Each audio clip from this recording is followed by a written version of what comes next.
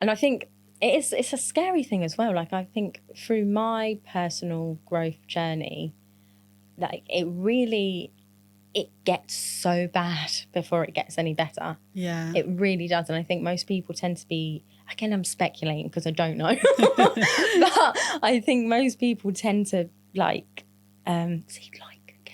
most people tend to, I lost my point now.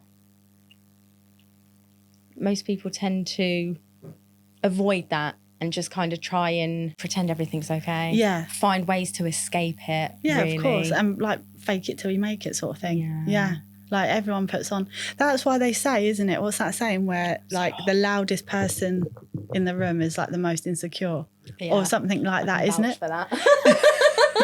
Well, I've seen a few loud moments, but I think as well, like a perception people get is like, oh, they're like that all the time. But like when you're really friends with someone, you know that they're not like that all the time. You like we said, you see the highs and the lows. Like there's other people in my life that are the class clown. And you're like, they're not always the class clown. You can have the deep, meaningful conversations. You can have but what's really, why are you annoyed? Like what's going on? Why are you being extra? It's usually it was a facade. It definitely is. 100%. I saw a really good advert actually about that, and it was these two guys, and they were sitting at a football match, and you saw one day they were both sitting there, the next day, and the same guy was being really loud and out there and blah blah blah. Yeah. And then one of the final days, his friend, who was quite quiet, wasn't there anymore. Oh no, or was it the other way round?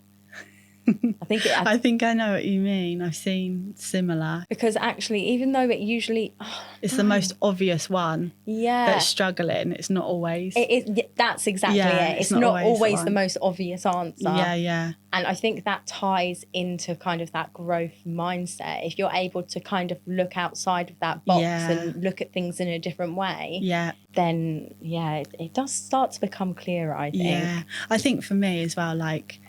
obviously it's everyone's mental health and everyone has their own struggles with it, but I do really think like men struggle so much more because what we're talking about, like I know you just said you feel the same where you're the bubbliest person in the room and you've had your own insecurities, but a lot of men are like that. Like they're getting up every day, they're just going to work, getting on with it, and there's no real like talk for no outlet really. Isn't there? Like there's no one to really talk about that. And I think for me that's been a long time coming where people talk about that. And because you've always been quite aware of that.